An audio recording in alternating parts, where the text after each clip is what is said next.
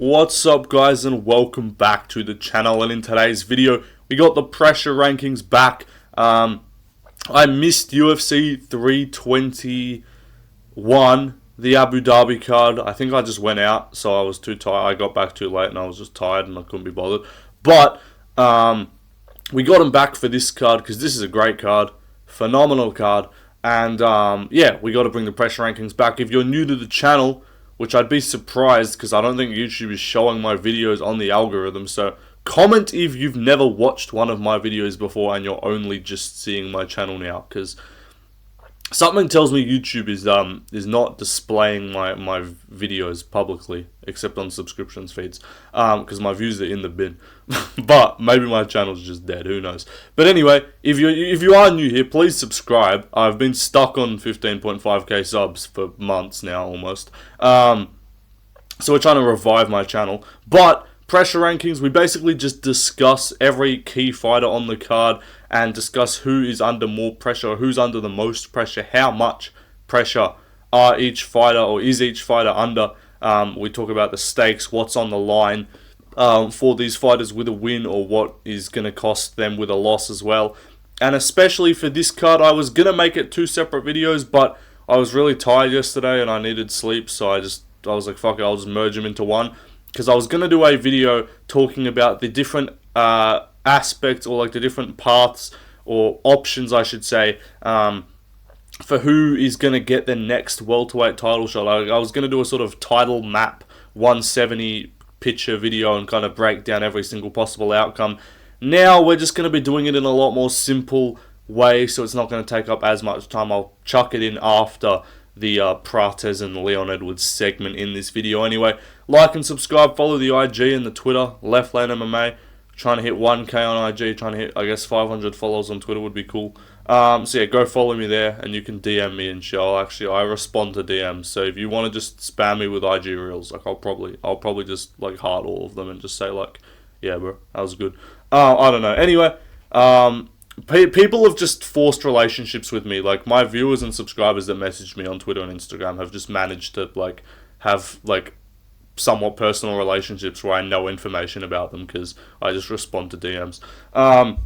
Anyway, let's get underway with the video. I'll shut up now. So, just for reference, because normally I do one fighter but at a time if you've watched this. Now I'm going to be doing them both, and we're going to put the pressure ranking, like the little pressure dial, onto who's under more pressure. So I believe that Islam Makhachev is probably under, I wouldn't say the most pressure on this entire card, because he's already got his lightweight resume. He's already, in most people's eyes, a top 10. In a lot of people's eyes, top 5 fighter of all time.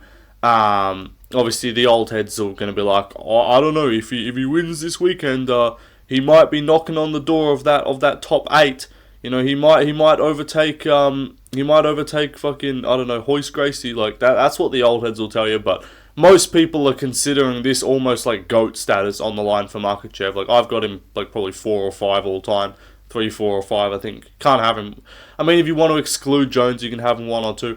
Well, you can't have him 1. You can have him 2, I guess. But this is kind of like borderline, if not outright GOAT status on the line for Islam with a win. Like if he goes out there and wins clearly, dominantly, or even submits JDM, like if he gets a finish, and you look on that resume and you see finishes over Alexander Volkanovski, Charles Oliveira, and Jack Della Maddalena upper weight class to win a second title, that is an undeniable like GOAT level resume for Islam Makhachev. So a lot of pressure in terms of the fact also that like he got the opportunity to move up. He's getting that opportunity. Whether he got the opportunity and declined, or he just didn't care to get it, like Khabib didn't get that. I think it's mostly because he just walked away too soon.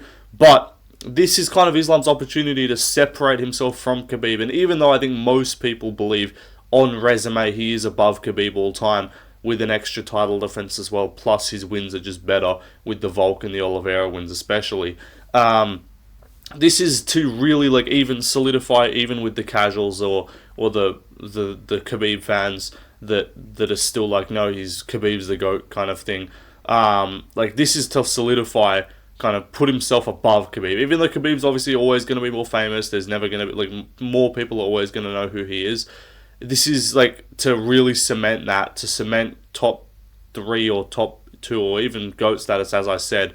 And if he loses, look, is it disastrous? No. If he gets KO'd, it's pretty bad, I would say. Like, if he gets just out-decisioned, outboxed, and just loses a 48-47 decision, I would say it's not a disaster. It'll be tough for him, but I assume he can still make 55. He can fight Ilia Topuria. That'll still be a super fight. And he probably, if he gets like KO'd, he's going to need to win another fight, I think, going back down. Maybe, maybe not, just because of the fact that there is Paddy, Arman, and Paddy, Arman, and Gaethje there, even though Gaethje doesn't really deserve it. So, if he loses a close one, I think he can just drop straight back down and slot right into a title fight. Similarly, well, I guess you can't really say with Volk because he had the belt still, but like sort of like Volk if Volk was going back to challenge for the belt. Like it would have been that sort of situation. Just go up for one, sort of like a Holloway, even if he'd lost to Gaethje. Like I think if Holloway had lost a close decision to Gaethje, he probably still would have just dropped back down and just fought Ilia, coming off a loss, and no one would have really cared, in my opinion. So it's sort of that situation. But as the champion, obviously, he'll just drop back and fight Ilia and we'll get that super fight. And that'll make that fight even bigger, especially if it's like, look, the biggest that fight could be is like Ilia runs off like 2 more defenses, a lightweight. Islam wins on Saturday, and then Ilia goes up and fights for 3. That's the super like mega wow triple champion potential for Ilia kind of thing. But like if we're being realistic, at lightweight, the better chance for this to happen is Islam to lose. So in terms of for the sport, in most aspects, in terms of I'll talk about it in a second with the welterweight title picture. But in terms of the rightful contender getting a title shot, I'll discuss who I think will be getting it, dependent on the outcomes. But like, if you think if you want to see like the actual number one contender get a title shot, you're rooting for JDM. If you want to see the better chance for Ilia Islam, you probably want JDM to win by like decision. Because if he goes out there and just fucking butchers Islam and beats his ass and like just puts a beating on him and makes him look like he doesn't belong in there, which I just don't see happening. But if it does, that's a tough sell for him. Like that's when Islam's probably like, I don't think he'll retire, but like that's when he's really good. That's almost a desperation move of like, I have to go back to 55. Like I can't possibly have success at welterweight. If that happens and he just looks completely outsized and out physicality and everything at 170, which is an extreme scenario that I don't think is likely. On the JDM side though, like he's not some long reigning champion. He's not like a win over Islam here would definitely help him on the GOAT list in terms of like, you need that win to get there. Like you can, if he beat Bilal and like, let's just say Islam never moves up. Like if his first defense was against like a Brady or something, like if he amassed a resume of like Bilal, Brady, maybe a Prates or maybe a Shavkat, like those are all incredible wins, and that would like slowly get him up the GOAT list. But like you need that guy who's already there. It's hard to build a GOAT list level, like a GOAT level resume without beating other guys on the GOAT list. Like, that's the thing that puts Islam and Volk and Ilia, that's the thing that puts them up there above like the Anderson Silva, whose best win is like Hendo. Like that's the kind, or maybe a GSP, not a GSP, sorry, a DJ whose best win is like a Benavidez type, where it's like, where's Benavidez, or a Cejudo, who's like, in most people's eyes, hovering between that like 15 and 25 mark, probably. So that's what I mean here. Like, if he gets that Islam win, then if he gets the Brady and the Shavkat and the Bilal win that he has already, and the Burns win as well, like, that's like a kind of, like, you're probably around that 30 range maybe. But then it's like the Islam win is the one that, on top of that, that's the one that really just jumps him up there. That set, like, that foundation, that's the foundation to then, like, catapult yourself up. So, he can build on it, but, like, we're not at the point in JDM's career where he's close to, like, oh, this is really on the line here. He's young, he's not even 30. If he loses, it's not a disaster, because Islam's not going to be in the sport for that much longer anyway, in my opinion. So, like, worst case for him, he goes out there and gets subbed. That's probably worst case scenario, is he goes out there, like, gets subbed in, like, inside 3 rounds, and then just probably has to fight 3 more times, and then once Islam goes, he'll probably slot in. If he gets on a win streak, he'll probably slot in as just like a fun kind of title fight that we could see against maybe like, maybe a Shavkat or praise be if Prates gets the belt. I'll be so happy. Like, that'll be a sick fight. But I think he'll kind of just fall back into just fun contender mode.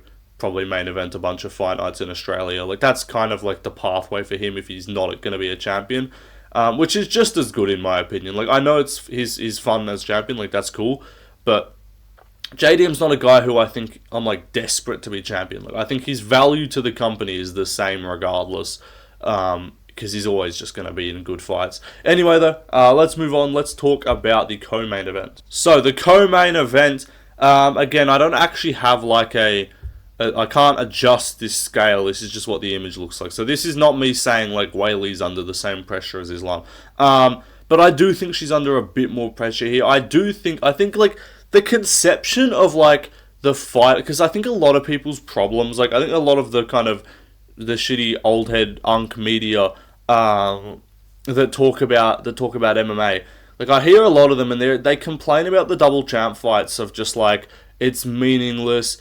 The guy in the lower weight class, it doesn't matter because they'll just move back down. But now I think, and that was valid to a point, but in certain matchups, like, it's not just like a fucking exhibition fight. Like, it does, like, someone moving up a weight class doesn't just like invalidate the result of the fight. Like, it is still a big deal.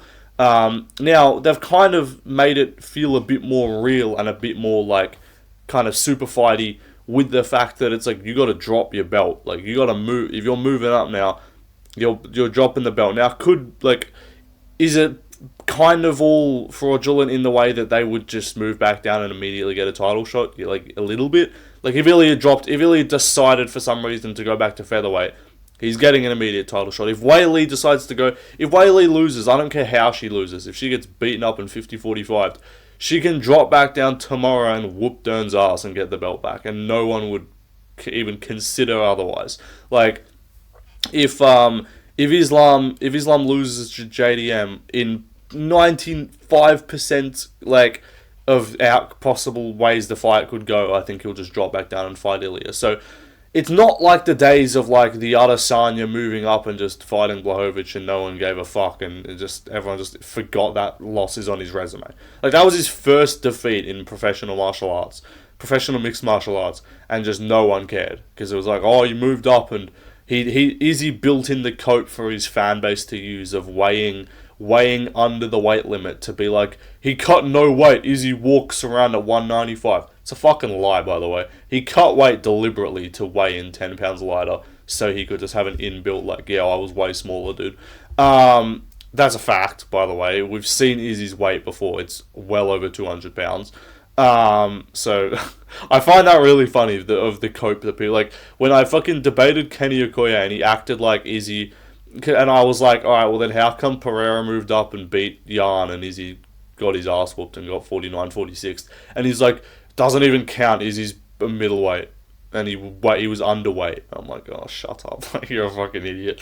But regardless, talking about just the matchup itself, or the pressure, I should say, I am picking Weili. She's not under as much pressure as Islam. This is not like GOAT status. Like, look, if she beats Shevchenko, like, it's definitely great for the resume, but also just no one cares as much. I love this fight. Like, I'm big on this fight. It's top 4 most anticipated fights on the card for me, I'd say. Maybe top 3. Behind the main and Prates Leon, and then maybe BSD Benny. I'm pretty hyped for that too. But like, I really like Weili. I've been on Weili for ages. Big supporter.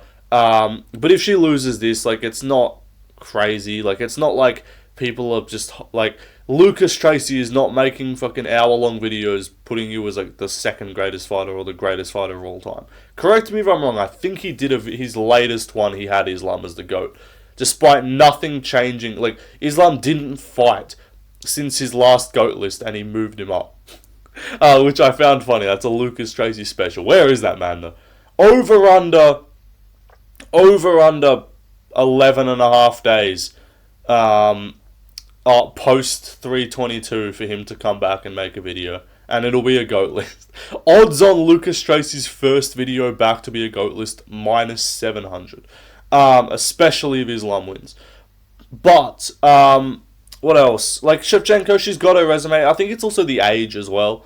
Like, it doesn't... If she loses here, she'll probably she'll fight... Maybe she'll just fight... Like, I think what the scenario here is, if Shevchenko loses, she just fights Rose Namajunas, and then the winner of that just probably will get a fucking title shot, to be honest. If Weili loses, she'll just drop back down. Like, there's a chance she's like, no, I just can't be bothered fighting at strawweight, I'll just retire. Like, that is a possibility. Maybe she does a trilogy with Rose or something, but it would kind of just be like, why? So I think Weili, it's like, you would say, oh, but if she loses and there's a chance of retirement, maybe that's like big pressure. But like, no, I think she just kind of doesn't really care. I think both of them, this feels kind of not Mayweather Pacquiao-ish to compare to boxing in terms of like it's happening like too late. But it feels like both of them are just so established in their careers already that it just kind of won't. Like, the win will raise them, but the loss won't kill them too much. So that's why I don't think there's as much pressure on these two. But still a very high-stakes matchup in terms of legacy when it comes to WMMA. Anyway, though, let's move on. So, we got the feature fight, one of three, or the second, I guess, of three welterweight fights on the main card, and 4 high-level top 10 welterweight fights within this 2-week span of this and the UFC Qatar card as well.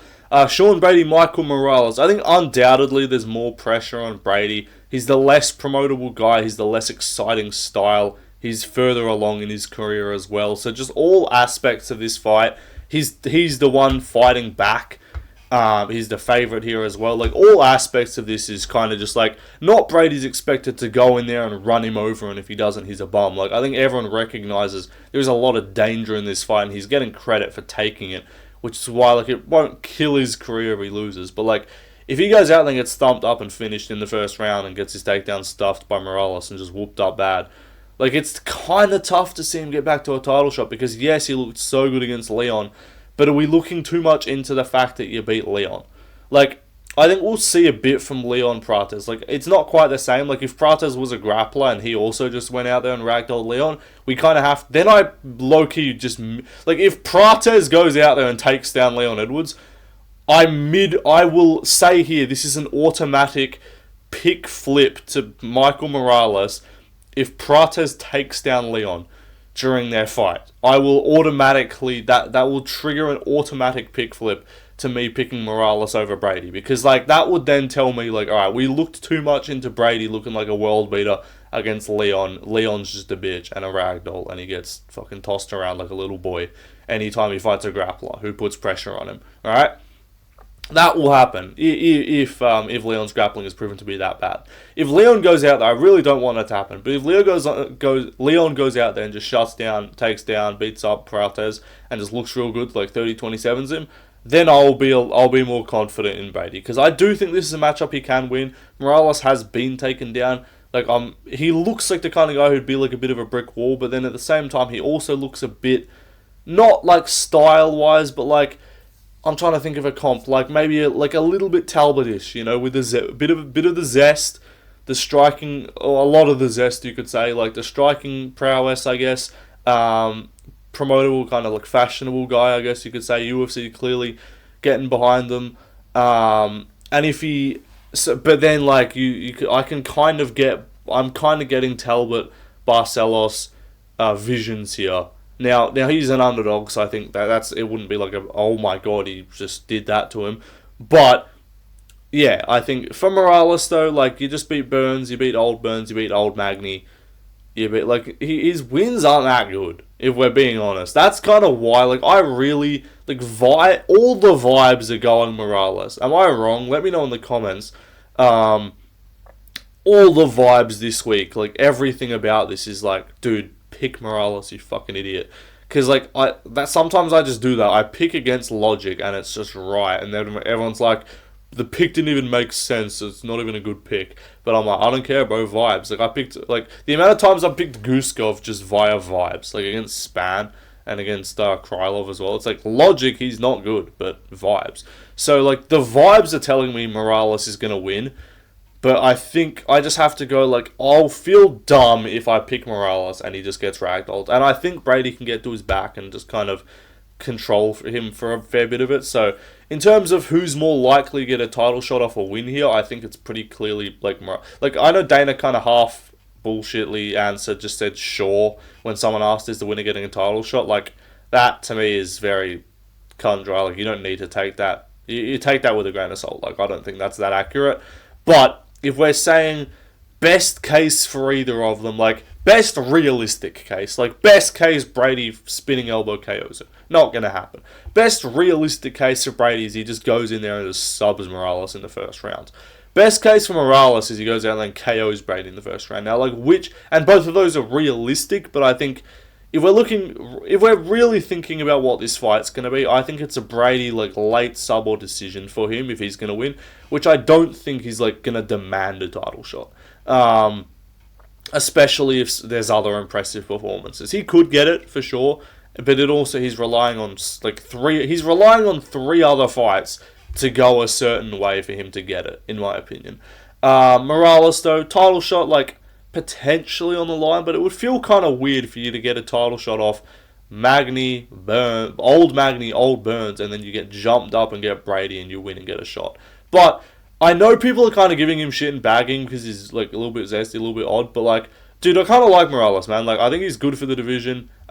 He's clearly promotable. He's got a fan base. The amount of fucking broken English-ass Ecuadorians that were asking this man questions was crazy at the press conference. They're clearly getting behind him, so they want him. I think the UFC wants him to win. Will they be, like, pissed if he loses? No, but he's undefeated. He's promotable, so, yeah, I think bit more pressure on Brady. Upsides of Morales, for sure. We'll see how far just kind of... It feels just very much like the people picking Morales.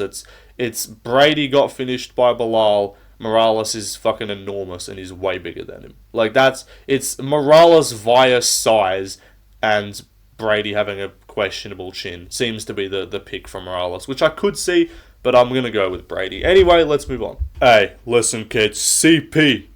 Look, we're all under a lot of pressure watching CP this weekend. Alright, no. Carlos Prates. I think both these guys are under a bit of pressure. Leon is, like, genuinely, his career is just done if he loses. Like, I don't see, like, the UFC deadass might cut Leon if he... They might actually cut him if he loses. Because, like, what's the point of keeping him? If he gets flatlined by MVP, not by MVP, by Prates, sorry, like, I meant to say, the only things that you could say are there for him, maybe, are a Gary or an MVP fight in the UK. But, like, he's got no juice. Like, he's got no steam if he takes a third consecutive loss and a dominant or violent finish. Like, if he gets robbed by decision, okay, you can still kind of chuck him in a UK fight night main event. But, like, if he gets flatlined by Prates, is anyone clamoring to see him versus MVP? Like, it just feels like if he does do that, is the outcome. Like, yes, is he still potentially a top 10 welterweight? Like, sure, because he's just fighting difficult opponents. But also, it would kind of signal to me, like, does he care? Is he locked in? And is he actually just was that brief, but somehow 2 defenses kind of welterweight streak that he managed to put together, or title defense streak, I should say. Like, was that just a flash in the pan, bit of luck, bit of scenario worked out for him with the head kick, and then not getting the best version of Usman, and then getting an awful version of Colby? Like, is that all we're going to see from him? Or is Prates just, like, or is he going to look real good and just shut him down? I think Prates is going to win. I've said that. Prates is under a bit of pressure too, because it's clear, again, the UFC likes promoting him, and I think there is a potential, not guaranteed, but this feels a bit Pico Murphy-esque, but almost on the other side, because it felt like Pico could go in there and get himself a title shot with a big win, and then fucking Murphy KO'd him. But it felt like the spot, regardless of who was gonna win. Like, if someone did something big, they could it felt like if someone did something big, they would have to wait for Lopez Jean, and then if that went the way it did, which with Jean losing, then that big result stands and they get a title shot. Like, that we're still yet to see if that's how it's going to play out at featherweight. It's seeming less likely than is, but it feels like a sort of similar thing here. Like if Prates goes out there and flatlines Leon, at that moment he's got it. But then he needs Brady versus Morales to be mid. He needs JDM to win, and then he also needs Gary to win in mid. Gary or Bilal, but just mid. Like, it's a few little hurdles, but if everything goes right, if like things fall the way they do, I think, and even if Brady Morales, regardless of how that goes, honestly, I think if JDM wins and Prates KOs Leon, I think that's a title shot. I do believe that's a potential. And as for Leon, there's no real scenario. Even if he could fucking spinning wheel kick Prates, he's not getting a title shot. He might, just because he'd do the headshot dead thing, and then the UFC might be like, fuck it, UK pay-per-view in March, Aspinall, Garn headline, JDM, Leon, co-main. Like, that's a potential, but highly unlikely. Anyway, though, let's move on. And also, so now we're going to fully discuss the breakdown of the welterweight title picture. So I can't really like map it out in like if this is a dominant win compared to a boring win and this dominant boring, like I'm not going to do a full fucking mind map type shit, but this is in order of, alright, so first of all, Islam. I think Usman's getting it regardless. I do not see an outcome unless Usman gets injured where, again, this is undeserved as hell, this is not what I want, this is what's going to happen. This is me mapping out what I truly believe is going to be the outcome. If Islam wins, I think it's Kamaru Usman. Because Ali's the manager, he's the manager of both. If Islam's going to win, do you really think he's going to be fighting the young up-and-coming guys at welterweight? He's going to just be on that, let me just stat pad my resume a little bit here and just kind of beat the older guys. Like that's the vibe I'm getting from this move up from Islam. Is this like, I'll beat the guy. It feels a little bit Jones Garnish to an extent of like, I'll beat the guy that I have to move up, right? I'll beat whoever you give me, but then after that, give me my Stipe fight. Like, give me my. Not saying Usman's like as washed or anything as Stipe, but like cut the line. Give me my more legacy, I guess, title defense. You could say like more established name. Like that feels like what we're going for here. Now, let's talk about. So that's the order. So it's Usman regardless. Then the second in line, I think, is Prates if he gets a flatline KO. Now, this is us talking about like the best case scenario for each fighter. Obviously, you can't say like the best case scenario for Morales and the best case scenario for Brady, who gets it, like because one of them will lose in that scenario. But I think if Ian Gary gets a dominant win, I'd say he's the third most likely, even if it's by decision compared to a finish in Brady Morales. I just don't see Islam fighting either of those two. Then I will say Morales finish, just because I think Islam would be like, I can beat that guy. And he's got a bit of buzz. Brady with like a dominant win, maybe a late sub or a decision. I think he's one of Islam's harder matchups, which is why he'd be like, why would I fight him? Not much name value, difficult fight. Like you're talking about biggest name value, easiest fight. It's the little fucking graph where the arrow goes up in a straight line. Like easiest fight, like if we're kind of comparing, easiest fight for best name value, the best case scenario for Islam is Usman, right? And then the next up, I think for him would be a Prates or a Gary with the grappling weaknesses he would probably say he could be pretty confident in exploiting. Again, we would see how that would turn out, but still. Then I'd say Bilal and then Leon's last, just regardless, because yeah, Bilal, he's not going to fight Bilal because he literally waited until Bilal lost to move up in the first place, and then Leon's just so far behind. Anyway, though, now let's talk about what happens if JDM wins. So, if Giacomo Della Maddalena gets the W, then I think even better for Prates. I think he's genuinely in a really good spot to get with a KO, because yes, there's a bunch of other contender fights, but I think there's a chance for all of them to be mid as hell. Like, I think there's a really good chance, or for both of them, I should say. Like, I think there's a really good chance that Brady Morales is fucking mid as shit, especially if Brady wins. And I think there is a phenomenal likelihood that Ian Gary versus Bilal Muhammad is insufferable, eye poke, like, chopsticks in the eyes type of situation. Like, so I think genuinely, like, Dana will go to... if Prates goes out there and fucking spinning wheel kick KOs or just flatline straight rights Leon walk-off KO, and then Brady smudges the decision over Morales, Dana's and JDM wins. Dana's going to go to the press conference. He's going to go to the press conference. Someone's going to be like, so Dana, I know you don't make fights on the night of the fight, but what do you think's next for Jack and Prates? Do you think he could be next for a title shot after that win? And Dana's like, listen, kid, you know that's a question for Tuesday, but yeah, Prates looked great. I would not be against him getting. He'll say some shit like I wouldn't be against doing him versus JDM for the belt. Like, he'll either just immediately be like, no, question for Tuesday, we'll figure that out. Well, there's another fight next week, we're going to have to see how that goes. Or he'll just be like, yeah, Prates looked incredible, we want to get him back in there straight away for the belt, we're booking this on a quick turnaround. And they'll fucking announce it for the Australia card, like, on fight night. Like, that's if Prates does what I hope he does and kill Leon Edwards once and for all. Next up for JDM, I think would be Ian Gary. There's a bit of beef there, there's a bit of trash talk on both sides. So that's always an option to go to. Then I would say Morales with a finish would be hype. Again, I think if JDM's the champ, I don't think they're going to be as focused on, like, they'll want to do something like big-ish, which is why I don't think, like, because you want to do something exciting. Because if you're going to headline him, I think can JDM versus Morales headline? Like, is that a pay-per-view? I know they're not doing pay-per-views, but like, is that a numbered card headliner? It's a cool fight, but like, does that feel to anyone like a solo? Like, can that headline with a non-title fight co-main? Like, it could, because JDM's sick, right? And the fight itself is dope, but just to the casual fans, or even in just like, if we're still in pay-per-view era, does that headline a pay-per-view? I don't think so.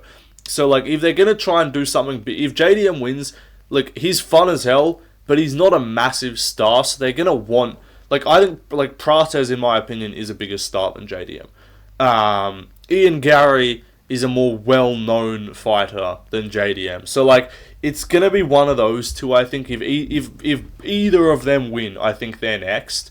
Unless Gary just gets the worst decision you'll ever see in your life. Like, that's just so awful, then probably he gets skipped. But, like, yeah, that's what I think.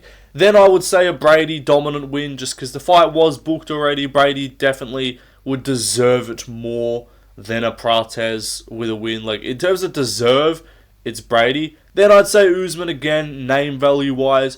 There is a chance Usman's just next regardless. I'm like 95% confident he's next if Islam wins. If JDM wins, I hope they just say, like, okay, whatever, we were going to try and just get the cash grab name value fight out of Usman, but we'll make him fight one more time, make him fight like a Bilal or some shit like that. Then I'll say Leon, just because the fact he hasn't fought him, and then Bilal's obviously last in line because he's already lost to him.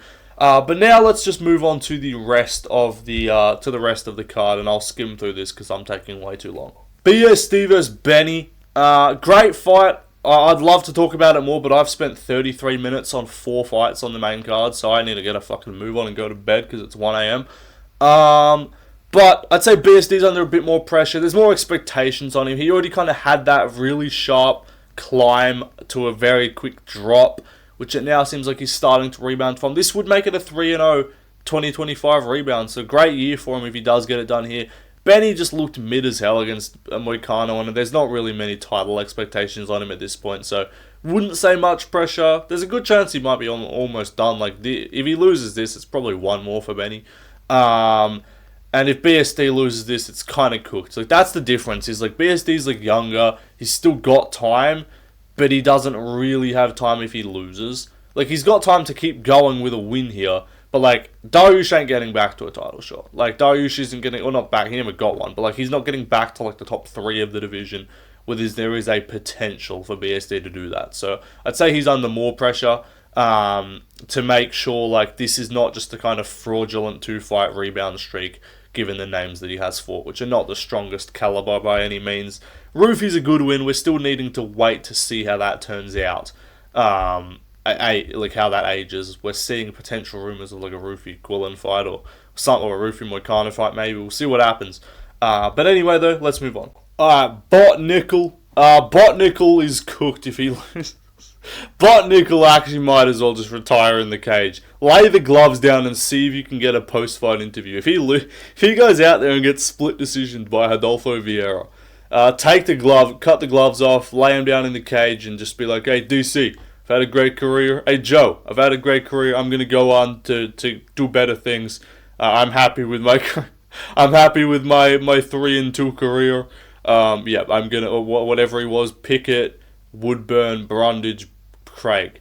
Crazy that he actually started. He has 4 wins in the UFC, which kind of I'm happy with my 4-2 career. I'm gonna go back to wrestling. Like, just do that. Take the piss and just retire in the cage if you lose. Bo Nickel's under a lot of pressure. Probably under the most pressure in terms of who's gonna get cooked by fans the most. Like, legacy wise, not really, but like who's getting rinsed by fans if he loses the most is definitely Bo Nickel. Anyway, let's move on. This fight's just a banger. Like, no one's under pressure here. Like, both of these guys, no one really looks like... We've seen both of them lose recently. Like, we saw Robocop lose to Cannonier. We've seen Kopylov lose to Costa. That kind of eliminates them as top 10 guys. This shit's just a banger. This is just like a who is the 10... Who's still kind of like hovering in that 10 to 15 range, I guess you could say, is the stakes here. But no title contention here, just brain damage on the line. Anyway, let's move on. Next up, my pants are going to be under pressure. No, Tracy, this is the goon fight of the card. Tracy Cortez, Erin Blanchfield. I don't know, I guess Blanchfield's under a bit of pressure because like she talked a lot of shit about Macy Barber pulling out, which I found hilarious. When they're just like, hey Erin, so do you know what actually like happened to her? No, she's like, so I think Macy's just super unprofessional. She needs to get her life together. She needs to get her shit together. I think she's a fucking bitch, and yeah, I think she needs to be cut from the sport. And then they're like, so Aaron, do you know what actually happened? Why she pulled it? I heard she had a seizure. I love Erin Blanchfield. She's actually like, her and Whaley's like number 1 by a mile. Blanchfield's my second favorite WMMA fighter. I don't know, she's funny. Like, just the way she's like, yeah, I actually had a seizure. Like, she needs to get her life together. She needs to honestly just take a break from the sport and like figure out your fucking existence as a human. Like, I love that. But if she loses to Cortez, probably not a great look. But I like her in Blanchfield, so I hope she wins. Because Cortez, like, the gimmick is just like, she looks like some shit you'd find on fucking Love Island with the fake tan and the eyelashes and the, like, I don't think she has, but just like she looks very Love Island archetype. She's not someone who designs buildings. The archetype of a Love Island woman, you know, Tracy Cortez. She's probably a couple losses away from that, of just retire. I don't think she'll do the OF, but she's like a couple losses away from a career on Love Island. But yeah, give me Blanchfield to win. Anyway, let's move on. Next up, Sabatini versus Chepe. This is sort of like the Kopylov Robocop matchup in terms of like where they're at in the division. Obviously, like they both haven't taken the same losses. Like Chepe's not been beaten in the UFC. Sabatini already lost to Lopez, but like that's like the top 5 ceiling.